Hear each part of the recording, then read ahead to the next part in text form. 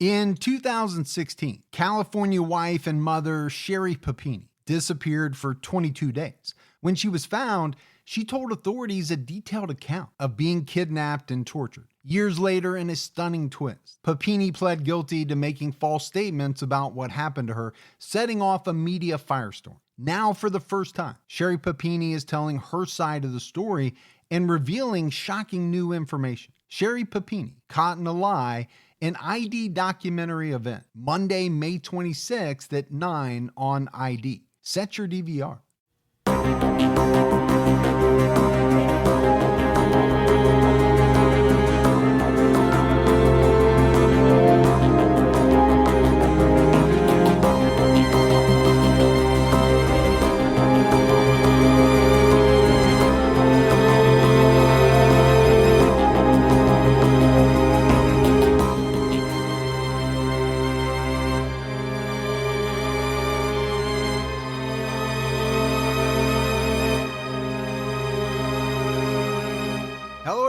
And welcome to episode 95 of the True Crime All the Time podcast. I'm Mike Ferguson, and with me as always is my partner in true crime, Mike Gibson. Gibby, how are you? Hey man, how you doing today?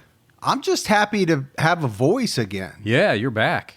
Yeah, I don't know if I'm 100%, but I'm 100% better than I was last week. I want to play that song from Eminem. Which one's that?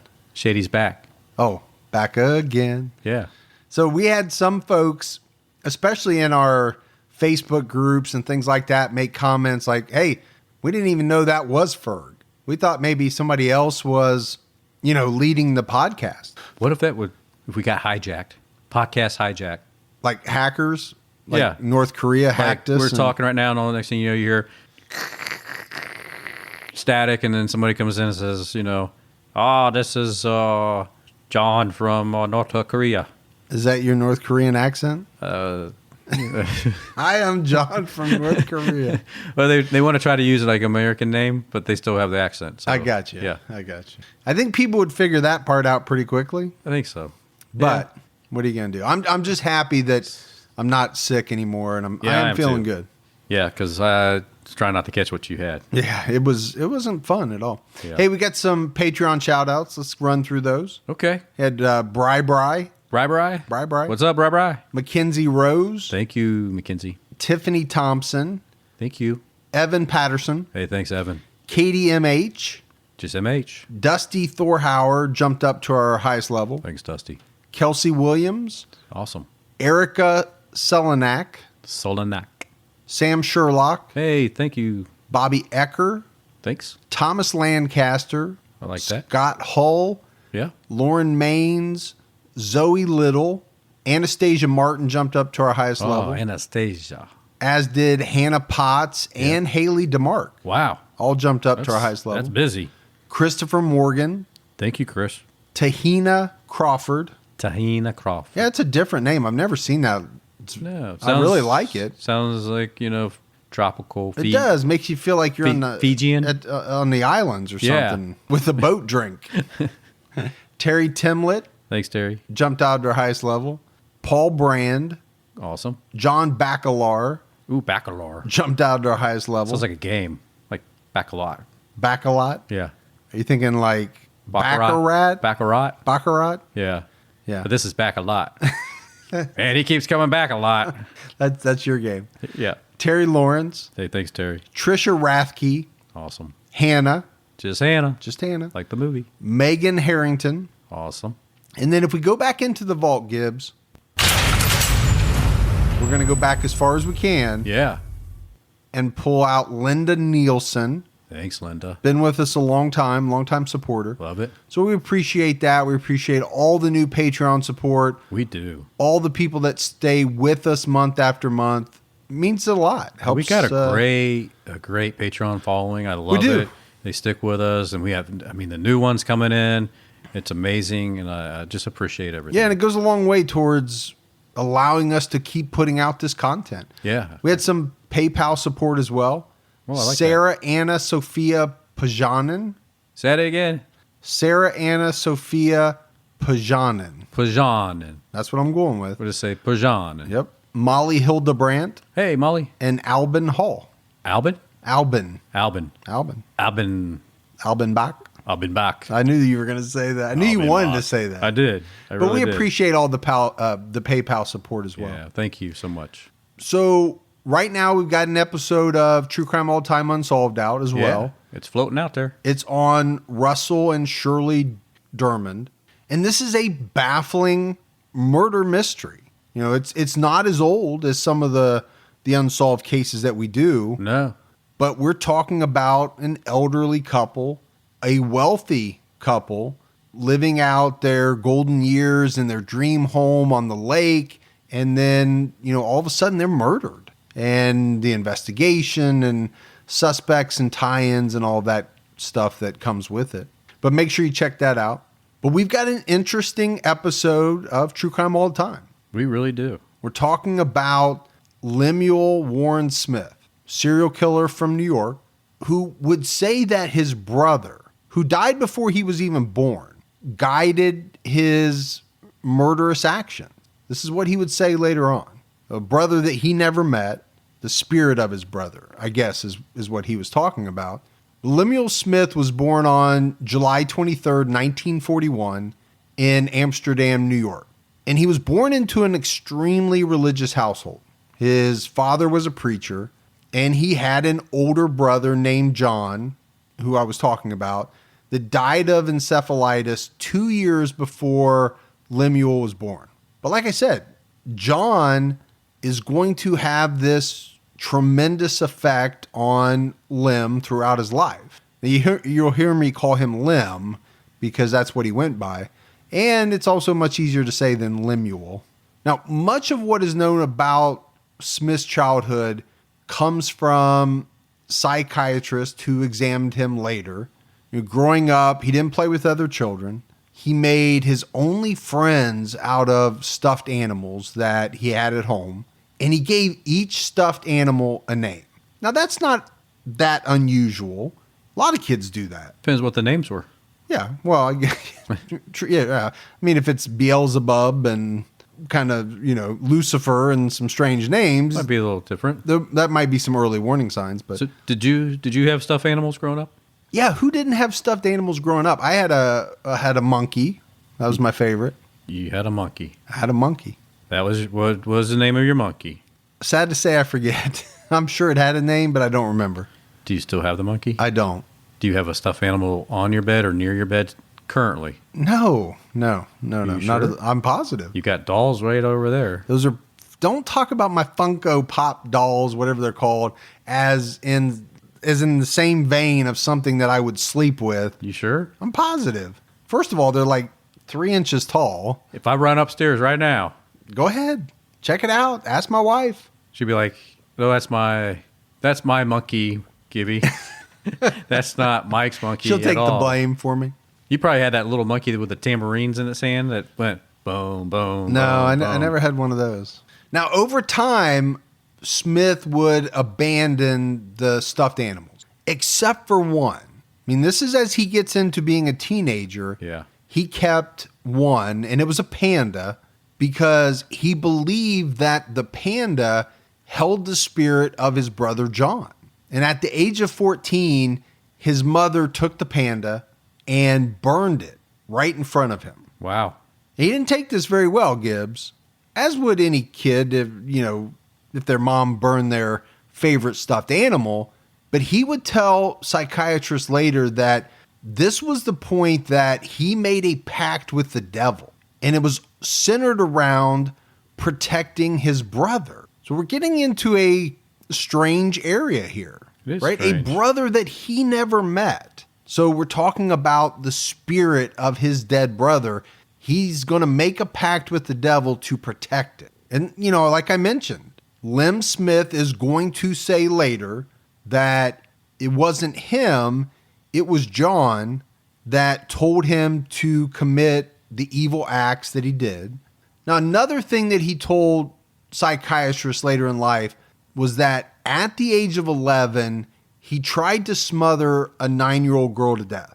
But nobody really knows if that's true. It's never been proven to be true, but it was a claim that he made. he's going to do enough bad stuff that is proven, but I threw that tidbit in there because he actually said it himself. So it's one of those things where you got to kind of believe he's telling the truth because all the bad stuff he did, so it wouldn't be uncharacteristic for him. What's not making him look good, right? Usually, don't you doubt things that killers say that try to put them in a better light? This is not one of those things.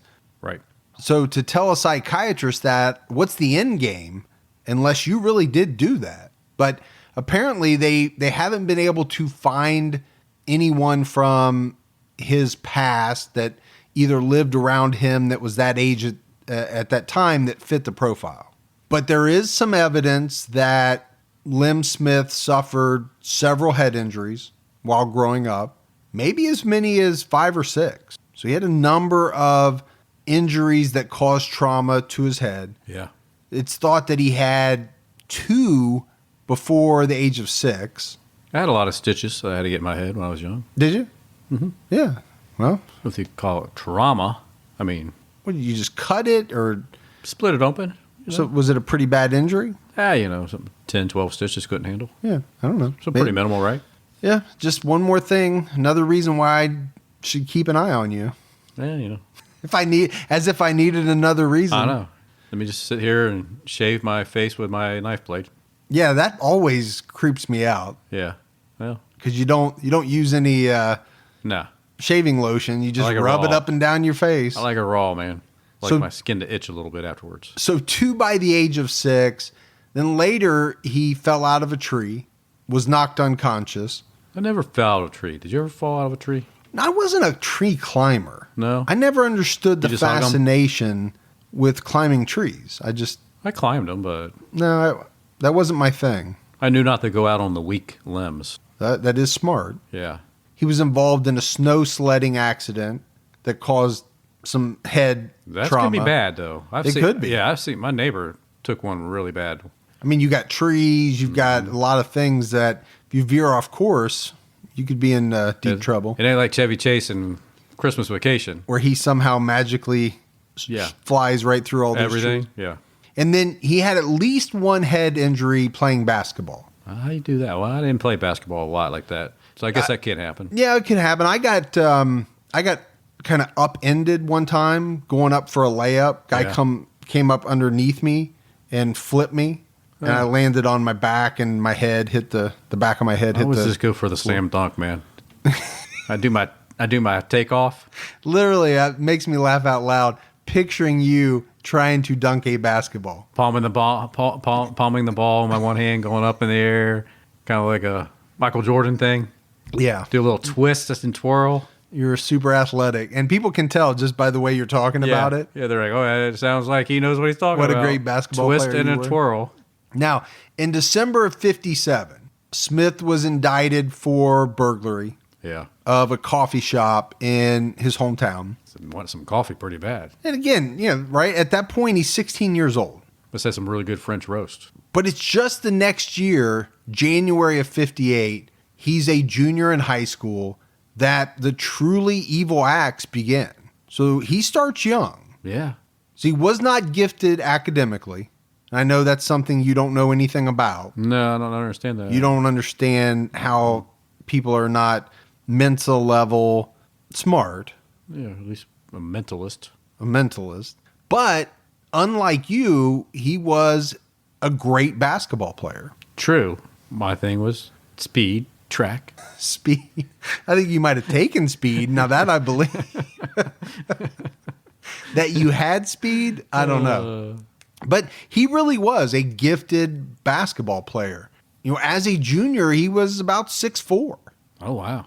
So, Yeah, he had some height, but he was also in love and wanted to marry his high school sweetheart. That happened a lot back in those days, Much more so than today, I would think. Yeah, absolutely. But his parents, I mentioned that his household was very religious. His parents were not having any of it. And it boiled over one night, January 21st, 1958, as they were talking about, as he was saying that he wanted to marry his high school sweetheart. So he stormed out of the house, outside, and it's January in New York. They're having, major snow and sleet. Yeah, blizzard-like. Yeah, and he's outside when he notices and begins to follow a 46-year-old woman named Dorothy Waterstreet. And Lem is going to later say that it was John who commanded him to follow this woman.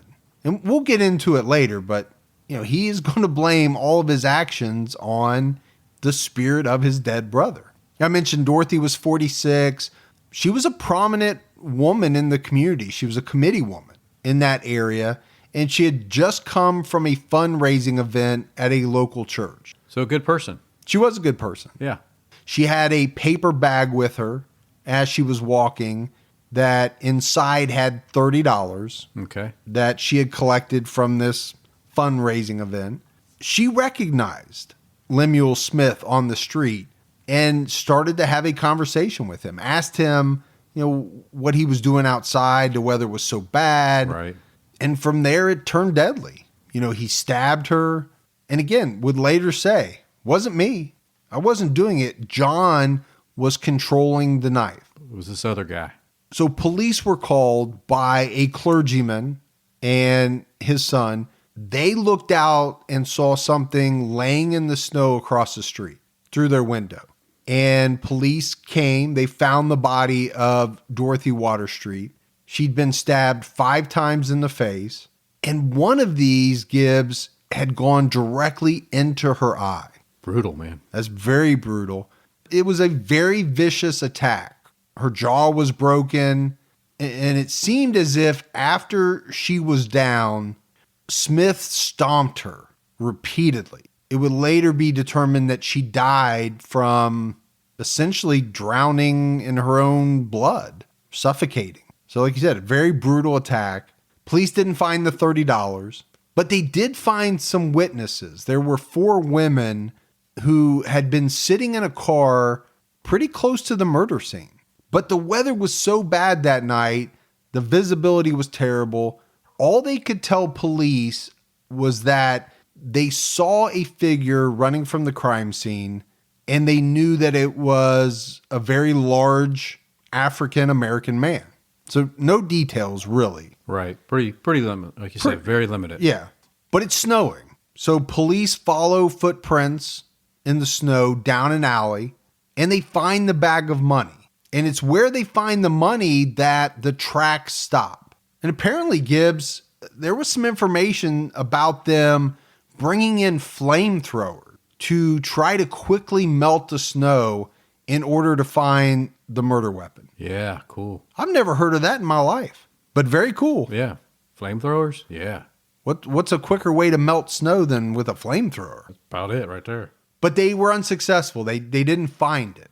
But it's just 2 days later, rings and a watch that were identified as belonging to Dorothy Waterstreet were found in a locker room at Amsterdam High School. So naturally, police began focusing on students that used the locker room, mostly athletes. And I don't think it took them all that long to zero in on Lemuel Smith. Number one, he lived just a few blocks from where the murder occurred. Number two, he knew Dorothy Waterstreet. He was friends with her son, so they were familiar to each other. Police picked him up, took him to the station for questioning. But on the way to the station, Smith jumped out of the police car while they were sitting at a traffic light, and he took off. Now, shockingly, Gibbs, I know this is going to blow you away, the star athlete was able to outrun the police on foot, and he got away. Shocker. As I'm assuming you would have back in your heyday. Or did many times. Now, that doesn't make you look very good, right, when you bolt from the police car and take off running. But something very strange happened. He later showed up at the police station with a lawyer to turn himself in.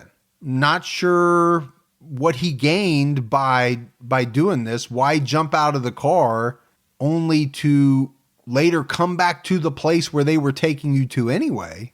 But I thought it was worth pointing out. Trying to do the right thing, I guess. Maybe somebody talked to him and said, hey, you got to turn yourself in. So you're thinking in a moment of panic, he bolted, but then later his conscience got the best of him. Is that what you're thinking? Or somebody gave him better advice. That could be. True Crime All the Time is sponsored by BetterHelp. You know, folks, therapy can feel like a big investment, but let's think about the state of your mind. It's just as important as your physical health. Traditional in-person therapy can cost anywhere from $100 to $250 per session, which adds up really fast.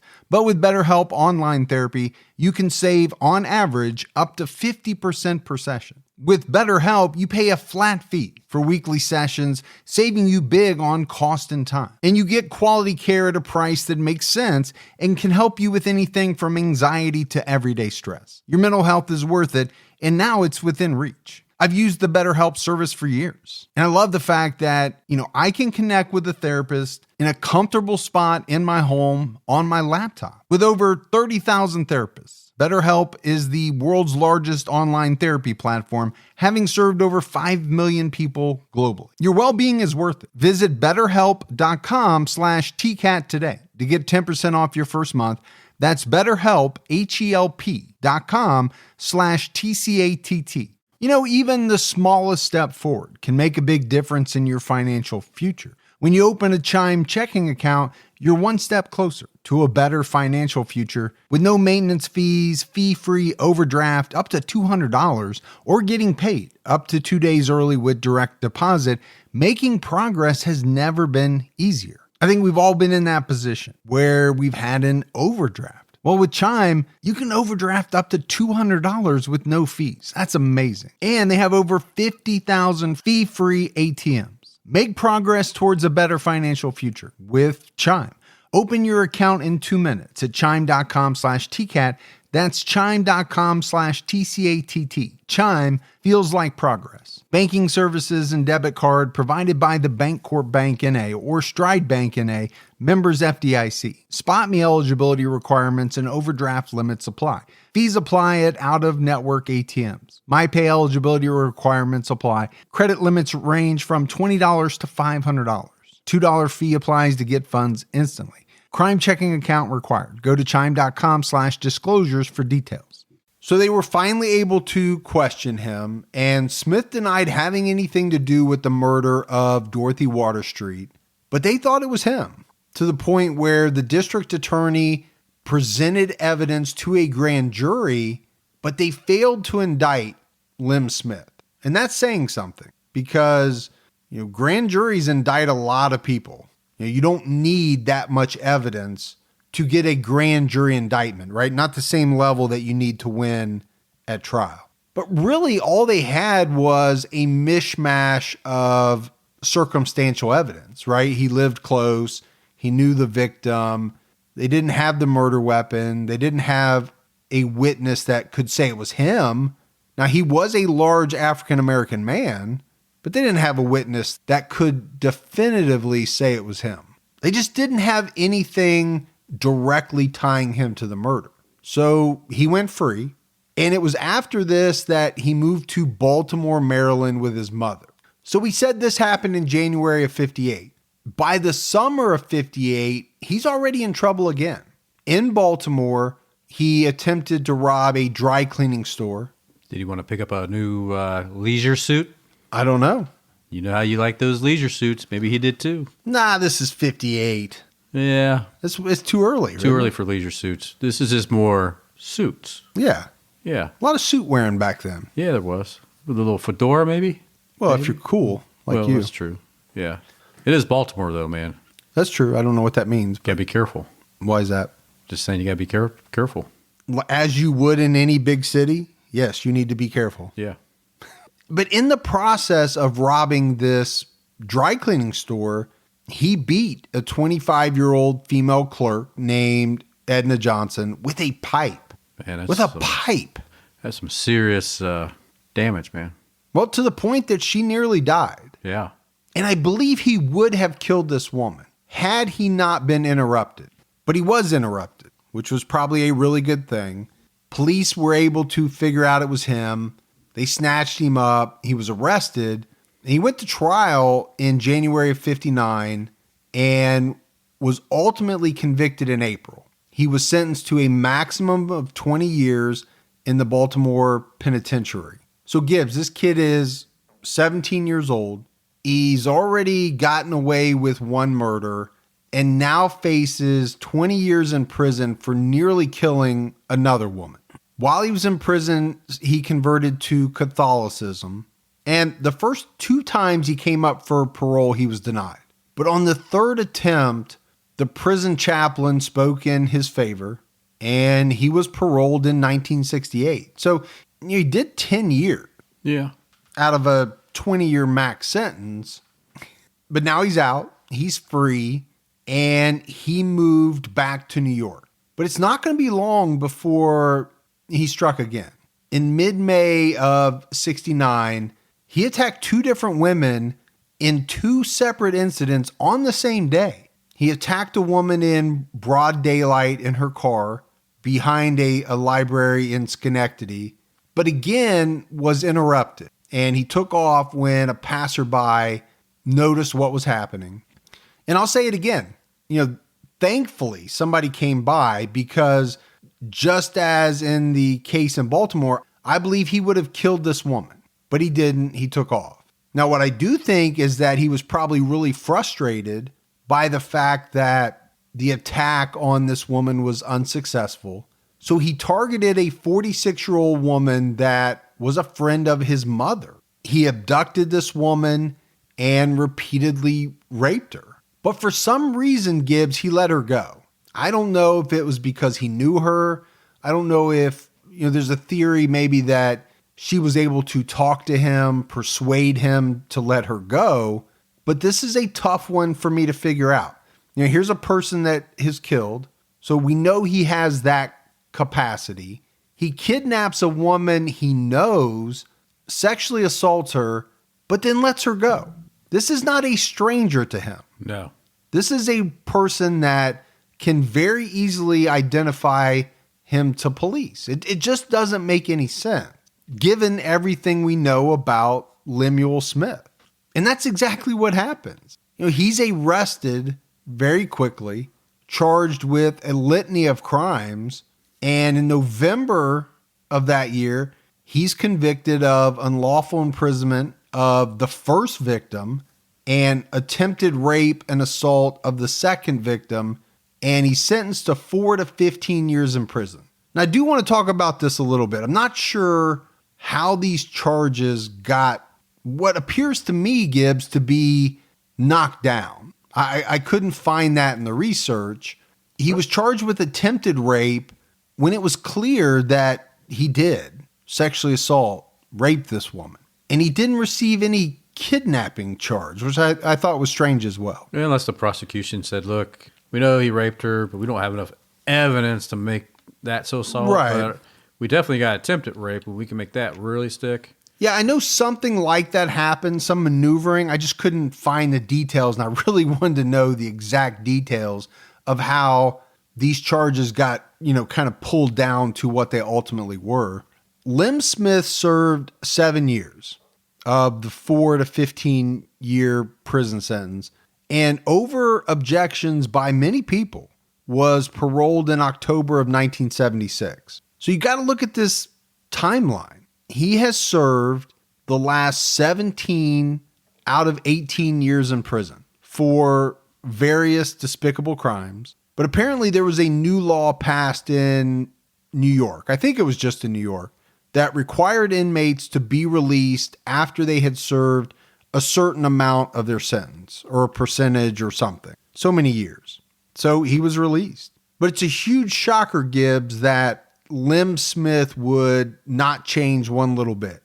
17 out of 18 years hasn't taught him anything in prison. If anything, he ramps it up. He ramps up the carnage. After prison, he got a job at a warehouse, but began killing within a month of his release. 30 days, man. He's This out there. is a bad individual. So what happened was he went to a religious store near the warehouse that he worked, and he'd been there before.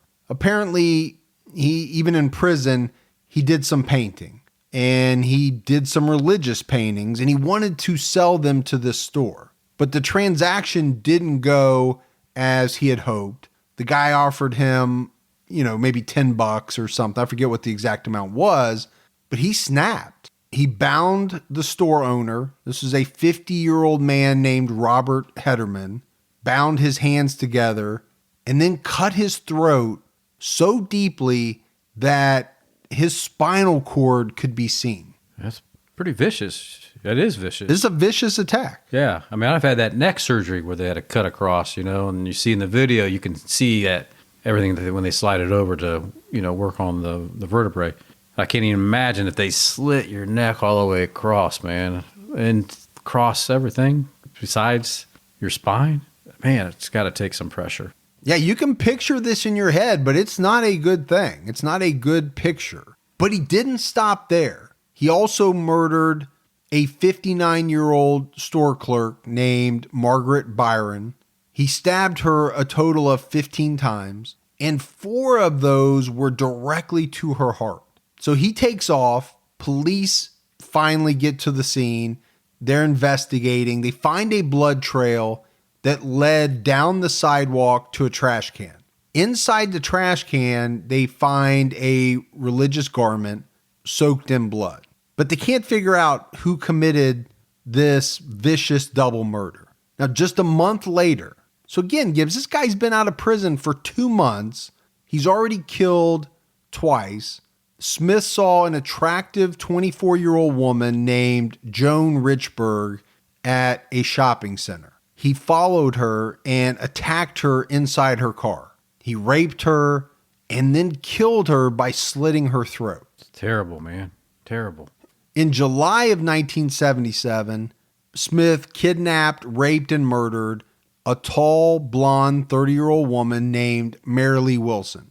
And this would be an extremely heinous murder. Wilson's body was found not far from the law office where she worked as a legal secretary. Wooden stakes had been driven into her body, and her chest had been crushed by either a heavy object or by an individual. Now, we know Lem Smith has already stomped a woman. We also know that he's a very large individual. The other thing that they found were bite marks on Marilee's body. So these are a number of murders. And police are looking at Smith for these crimes, but they've not yet been able to put enough evidence together to make a case. But they have their eye on him. I think they're getting close. Yeah. They think it's him. They just don't have enough to arrest him, which is unfortunate because the very next month on August 19th, 1977, he struck again. He kidnapped an 18-year-old woman by the name of Marianne Maggio and forced her to drive the two of them in her Vega to an abandoned house. What's a Vega, Gibbs? Who makes a Vega? I forget. Yeah. Chevy make the Vega? Chevy Vega. I think it's a Chevy Vega. I remember the Vega, though. It's a distinctive looking car, if I remember right. It is. Yeah. Now, it was at this abandoned house that Lem Smith brutally sexually assaulted this young woman. And after the attack, he forced Maggio back in her car and had her drive them back towards Albany, New York. What Smith didn't know was that police had been alerted by a man with a CB radio that had spotted the Vega. Because when Marianne didn't return home, her parents were worried and they called the police. And apparently, Gibbs, the police put out the information of her description and the description of her car on the Citizens Band network. And it just so happened that someone that was listening saw the car and called it in. So it's kind of I don't want to call it a fluke, but it was an interesting set of circumstances that led to them finding the Vega. Yeah, I agree with that. I mean, today, maybe they put it out, they break into your favorite show with a news bulletin, or you get an Amber Alert today. But back then, they put it on like this, a CB frequency and this guy happens to hear it and then also happens to spot the car. Lucky. It really was. Now, police stopped Maggio's yellow Vega near Albany, New York. And as soon as they approached the car, she started yelling for help and saying, help me, I've been raped. And she also told police that he had a gun. Police drew their weapons. They forced both of them out of the car. Smith tried to tell the police that Marianne was his girlfriend. And the only reason why she was saying these things is because they were an interracial couple. But police found items in the car, rope, duct tape, various items that he had used to bind Marianne Maggio, and they arrested Lemuel Smith. He was eventually charged with kidnapping, robbery, and rape. So he's going to go to trial again. But prior to this trial, they exhumed the body of Marilee Wilson because they wanted to compare the bite marks that had been left on her body to Lem Smith. And when they did, it was a positive match. And Smith is confronted with this evidence. Eventually, it would take a little while, but eventually he confessed to 5 murders, including the murder of Dorothy Waterstreet way back in 1958. So he first goes on trial for the kidnapping and rape of Marianne Maggio, but he's not going to have a jury trial. He's going to have a bench trial. The judge is going to decide whether he's guilty or innocent. And this is where his defense attorney comes out with the brother defense, right? This is, Lem Smith didn't do these things. It was his brother John that was telling him what to do, was controlling his actions. Probably not hard to figure out that the judge didn't buy all of that.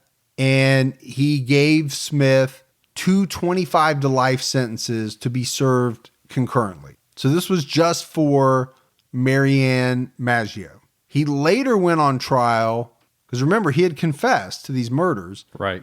He went on trial in Albany County for the murders of Robert Hederman and Margaret Byron. And he would be found guilty there. And it was on February 2nd, 1979, he was sentenced to 25 years to life on each count of murder. They also tacked on an additional 12 and a half to 25-year sentence for robbing the store.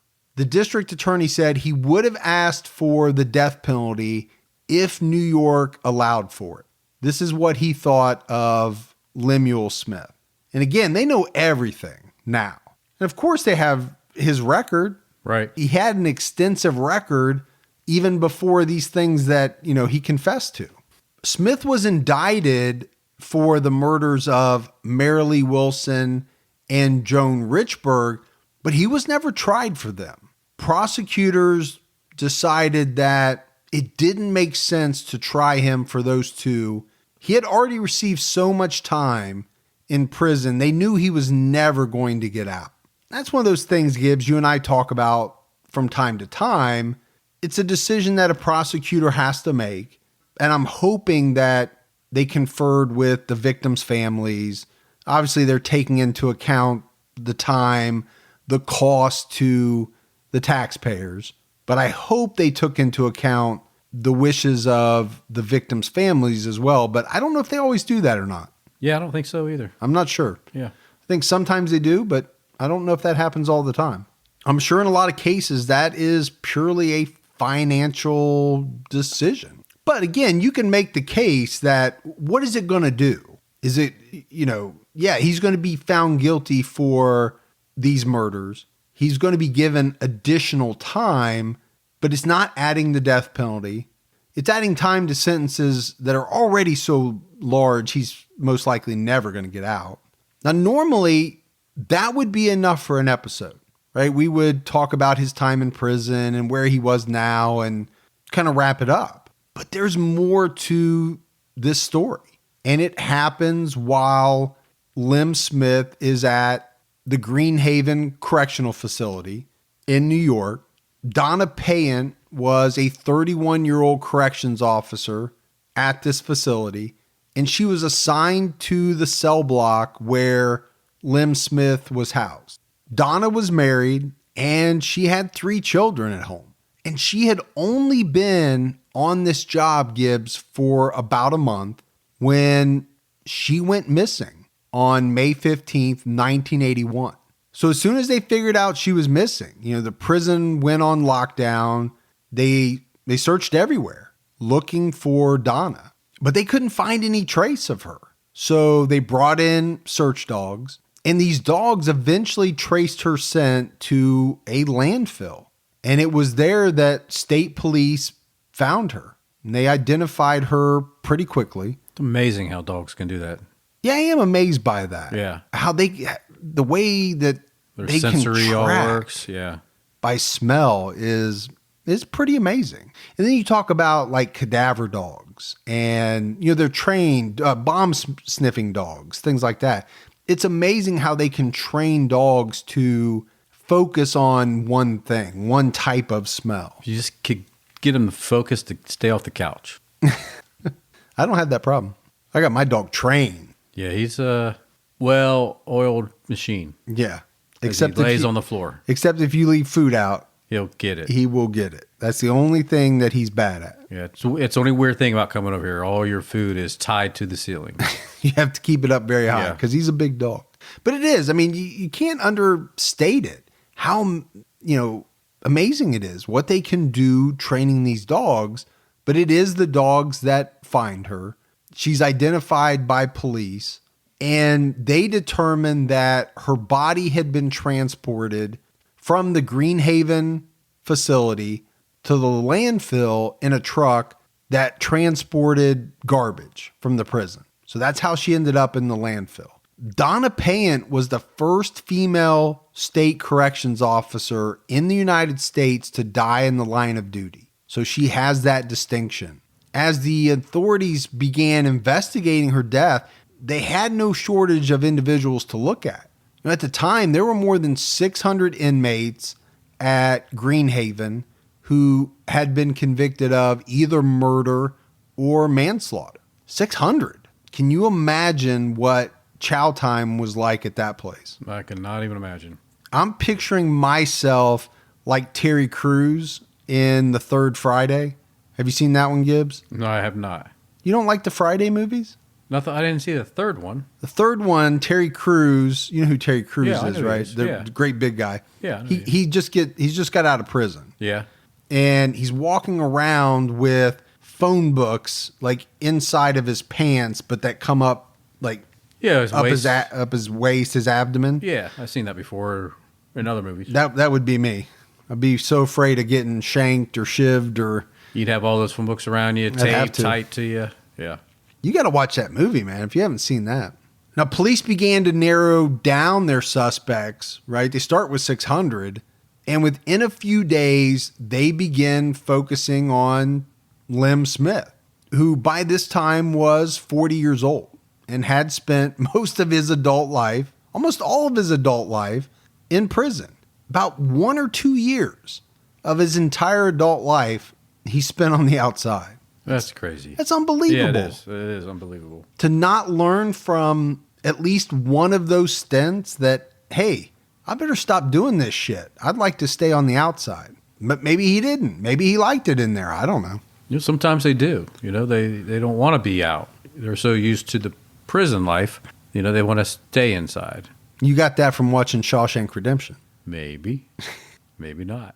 My wife and I do a lot of shopping online, and we always use Rakuten. Rakuten is the smartest way to save money when you shop because you earn cash back at over 3,500 stores. We're talking fashion, beauty, electronics, home essentials, travel, dining, concert tickets, and more. Your favorite stores like Macy's, Nike, Sephora, Dyson, and Lowe's. And that's just to name a few. Pay Rakuten to send them shoppers. And Rakuten then passes on a part of that payment to its members as cashback. Cashback is deposited directly into your PayPal account, or Rakuten can send you a check. You can even maximize your savings by stacking cash back on top of other deals, like store sales and coupons. You're already shopping at your favorite stores. Why not save while you're doing it? It really is a no-brainer. Membership is free and it's easy to sign up. Get the Rakuten app now and join the 17 million members who are already saving. Cashback rates change daily. See Rakuten.com for details. That's Rakuten. Your cash back really adds up. Hey folks, see if you've ever had this problem. You're trying to eat a little healthier, but you're in the grocery store aisle, you're looking at packaging, nutrition labels, and they're so confusing, you don't know what's good for you and what's not. Well, this is why I love Thrive Market, my go-to online grocery store for getting all of my healthy essentials delivered, and I don't even have to leave my couch. Finding better options for the whole family is easy with Thrive Market's Healthy Swap Scanner. Just scan a product and it instantly recommends healthier swaps. This is how my wife and I found our new favorite snack, IQ bars. Sometimes I eat one in the morning with my coffee, sometimes just later on in between meals. They also have so many on-site filters that make it simple to shop by the needs of everyone in the family. Maybe you have someone who needs gluten-free food, somebody that has a peanut allergy. Well, no more scouring ingredient labels when you can just filter it all on Thrive Market. My wife and I often use the high protein filter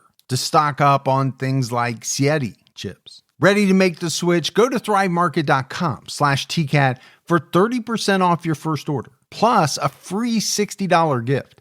That's THRIVE market.com/TCATT, thrivemarket.com/TCAT. But in comes forensic pathologist Dr. Michael Baden. He was the one who performed the autopsy on Donna Payen. And Baden he's kind of famous in the world of true crime. It really is. He's been involved in a lot of high-profile cases from OJ. I mean, you name it. He's been involved in some of the really big cases. But where I really remember him from was the HBO show Autopsy. I remember that. I was always fascinated by that show.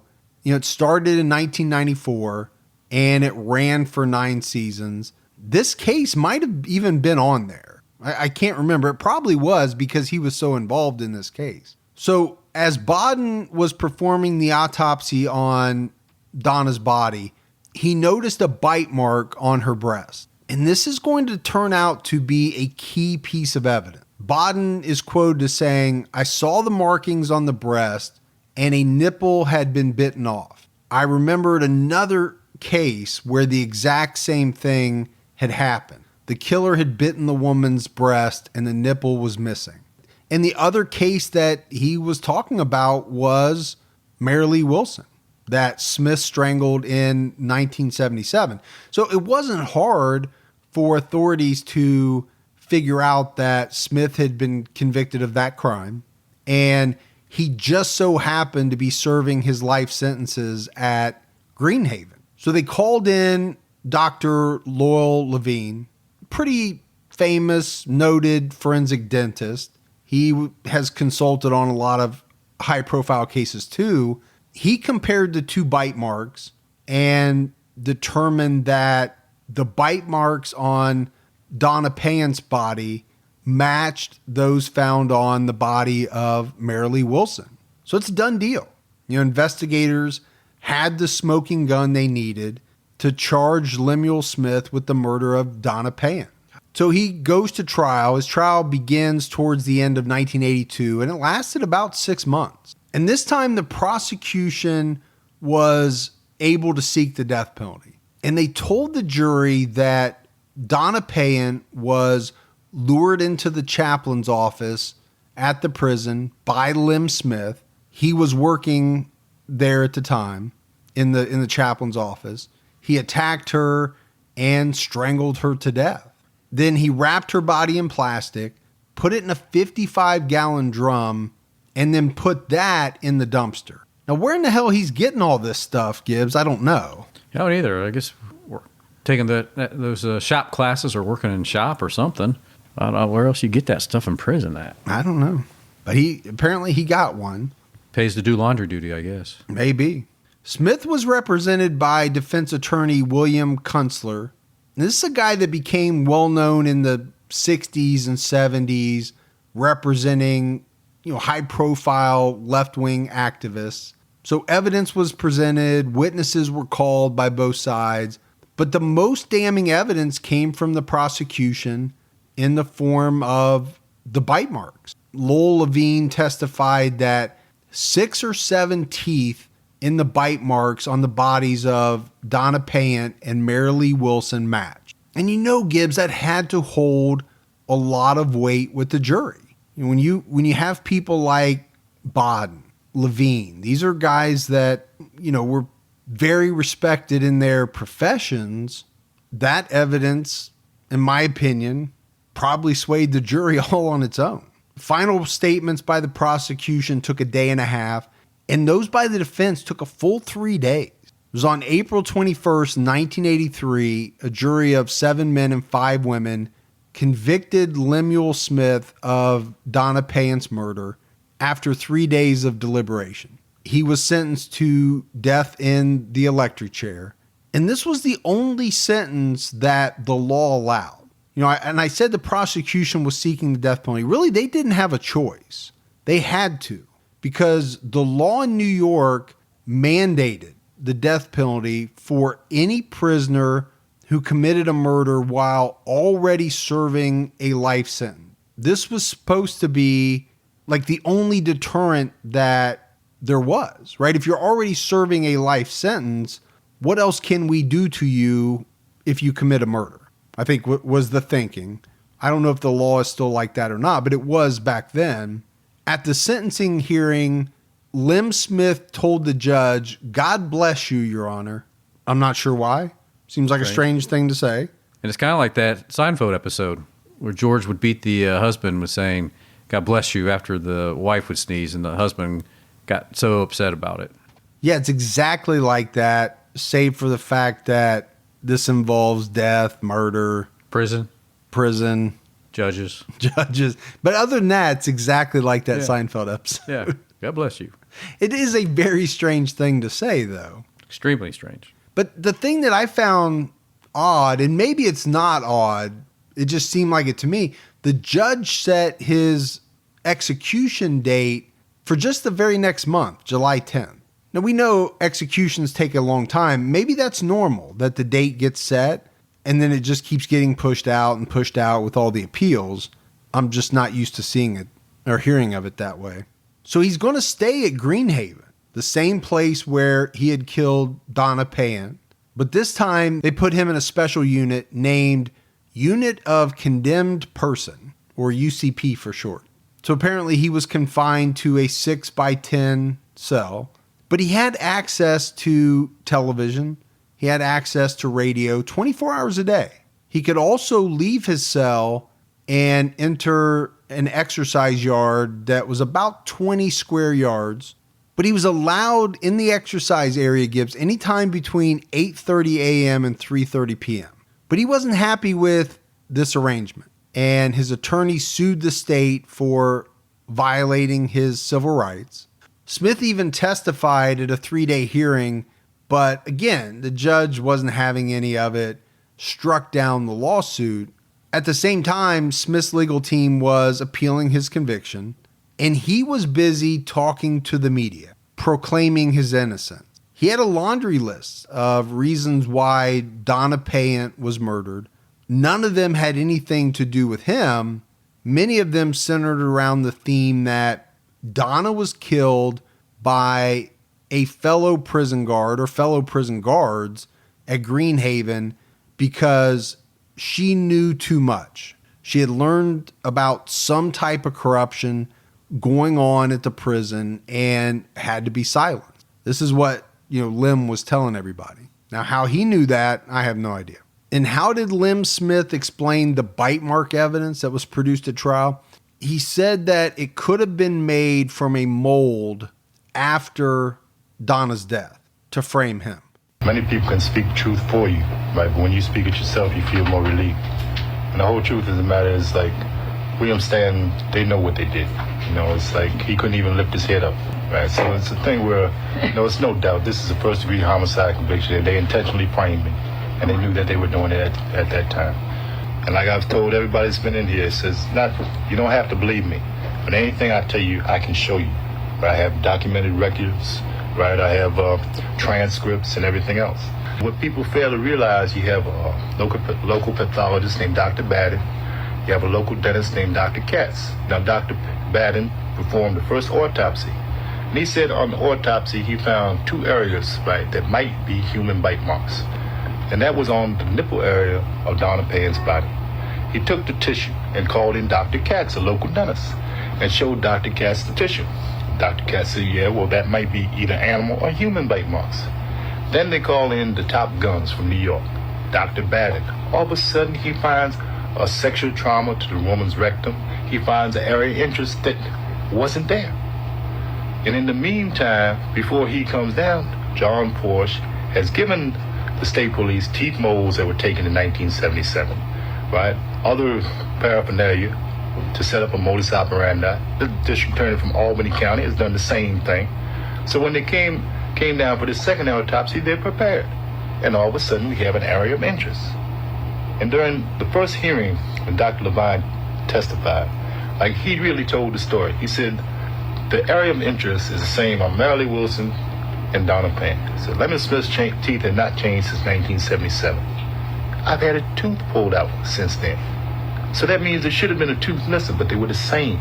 And the only way they could be the same if they were made by the mold, right? And the mold, as Dr. Sofa, the head pathologist of West Virginia, he said, well, this is a teeth mark. He said, well, it goes straight in. The human mouth cannot bite straight in.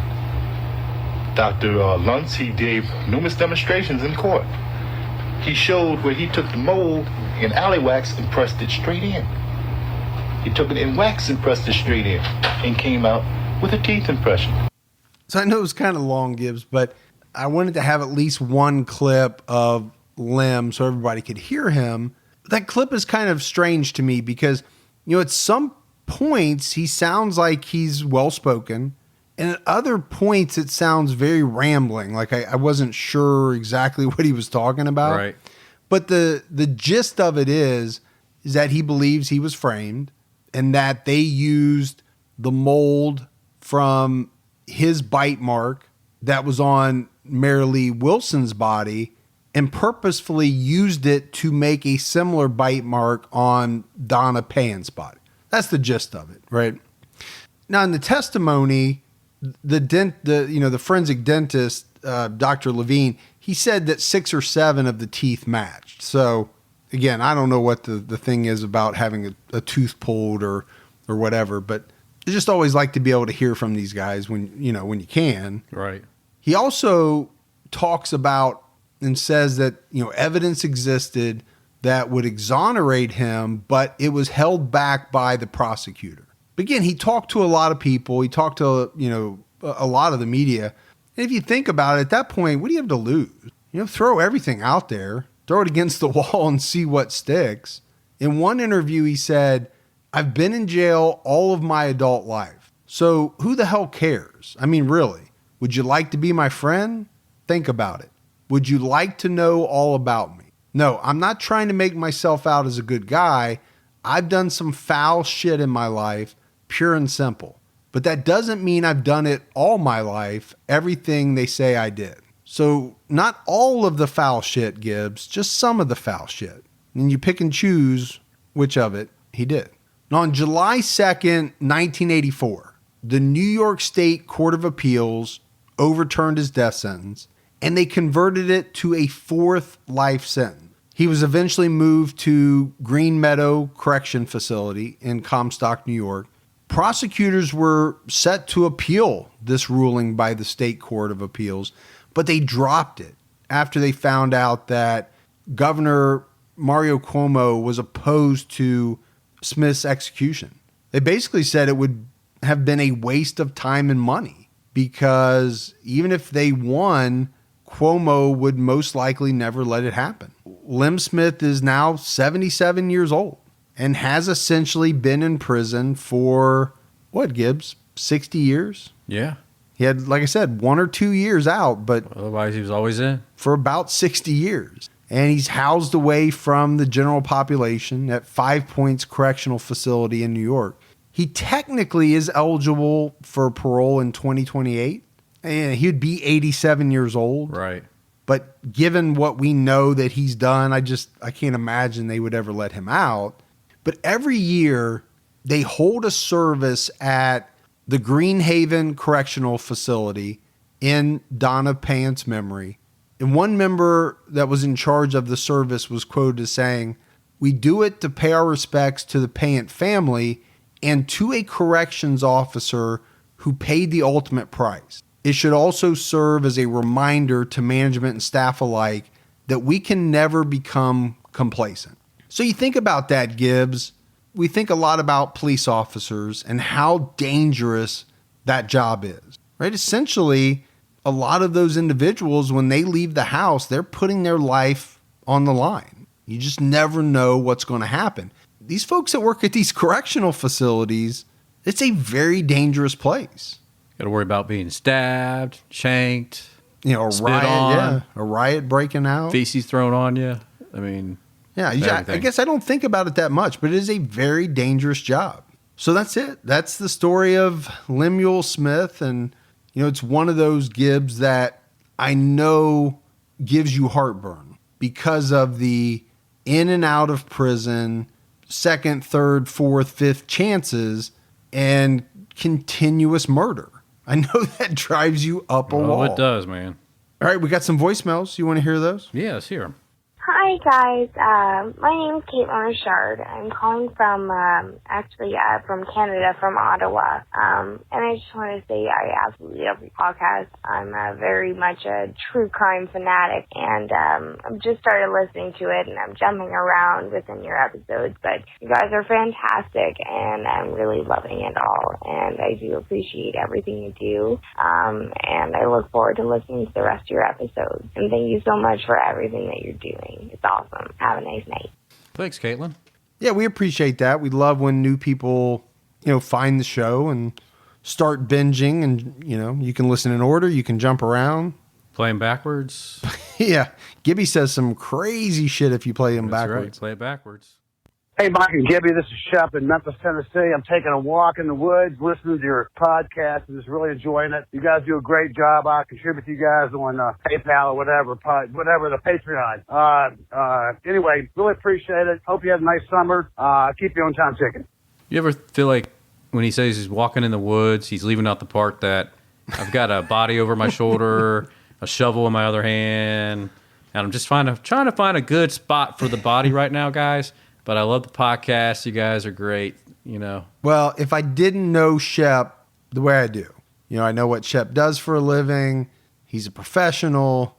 I think we're okay. Well, that sounds like a professional. I also think, Gibbs, that Shep is smart enough not to have his cell phone on and specifically be talking on it. Unless it's a burn phone. You mean is that like a burner phone? Like a burner phone? You called it a burn phone, yeah.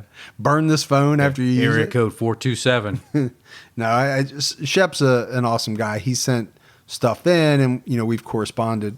But, I think Shep's smart enough to know you can't have your cell phone on if you're going to do something crazy like that. Not that he would. He's a professional. He is. Hey guys, it's Butch calling from Nashville. Really enjoyed the show. Met y'all at CrimeCon this year. Looking forward to seeing you back there next year. I'm listening to the Raffaele family murderers, and you referenced the fact that Sebastian was caught having sex with his attorney during a visit, and after she was replaced, he got a, quote, dream team.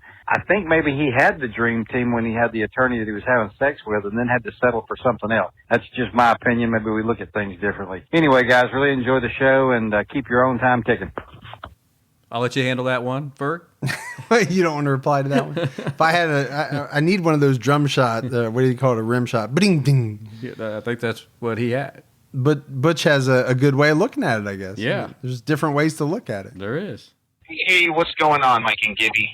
My name is Carlisle. I come from Massachusetts, and I was just calling to tell you guys that your podcast is great, and I am in love. I deliver pizzas, so you guys keep me entertained on this lonely road. I just wanted to say that I am Team Gibby. I'm Team Fergie too, but I'm a little bit more Team Gibby. And I'm still waiting on an Ed Kemper episode. What's going on, guys?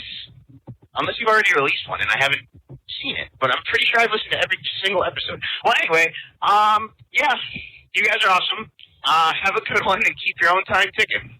All right, so he's a little more Team Gibby. Just a little more. Just a little more. He didn't deliver our pizza that we had tonight, though. Because No. I had to go pick it up. You did. And had to open my own wallet. You were a real man tonight. I was. There's some man I stuff. you did. I had to lay that wallet down, Pick the pizza up. pick it up. Paid for the pizza. I know. Bring it up Delivered to it. the door. Set and ate with my family. I know. Things I do. But we appreciate that voicemail, Carlisle. So Ed Kemper. We've been talking about Ed for a little while. Yeah. Big tall Ed. I'm fascinated with the Mine Hunter Yeah. show and the guy that played Ed in there. Yeah, he did a good job. I don't know. Ed might be coming up pretty soon. Got some special things happening soon. Yeah. We got some milestones coming up. So Yeah. we'll just leave it at that. I think you can figure it out Maybe. if you're a real detective. If you're a lover of true crime, you can figure out that we're on episode... Whatever it is. Whatever. What episode did I say it was? Gibbs? 95. Yeah, you're right. Yeah. Yeah, episode 95. So do the math. So 100 is coming up. But now you just told them everything. I don't have to do anything. No, I didn't tell him what You just, it did. means. You just said, I just said some good things are going to be happening. You're like, yeah, episode 100 coming. Well, that is one of the good things. We're getting new chairs. So like episode 104 is going to be something really cool. Episode 97. Then again, we should throw them off. Well, maybe. I said maybe. Yeah, that's true. I didn't commit to anything. Yeah, you're right. All right, Gibbs, let's dip into the mailbag. Let's do it. We had one thing. It came all the way from a suburb of Melbourne, Australia. Really? Yep. Boy, mighty. Karen Parker Holt sent a Harley chip from the Ringwood. Wow, the Ringwood. Yes. It's a horrible accent, man. I'm telling you. It's horrible. Better than getting a ringworm. That's terrible. That's better than That getting a is ringworm. terrible. Ringwood is better than a ringworm any day. Charles Barkley says that is terrible. That's terrible. Very, very terrible. But we appreciate that, Karen. I do, thanks, especially. Thanks, Karen, for Mike. Since Gibby doesn't have a Harley. Yeah. He's Not jealous. yet. He wants one. Maybe one day I'll be a big boy. But we love everyone. We appreciate all the support we get. We appreciate everyone listening, We do. telling your friends. If you haven't, go out, subscribe to the podcast. We don't say it a lot, but Yeah. give us a 5-star rating if you like the show. There's a lot of things, a lot of different ways to support the show. Jump on Patreon for as little as $2 a Yep. month. Keep telling your friends about the show. Go That's knock on your neighbor's door. another great way. Tell your kid's teacher at your next teacher conference. If you're like Gibby, just take random people's phones and say, hey, listen to this podcast and actually put it on. It's a really cool way to meet people at the grocery store. Yeah, they love it. Yeah. All right, that is it for another episode of True Crime All the Time. So for Mike, And Gibby. stay safe and keep your own time ticking.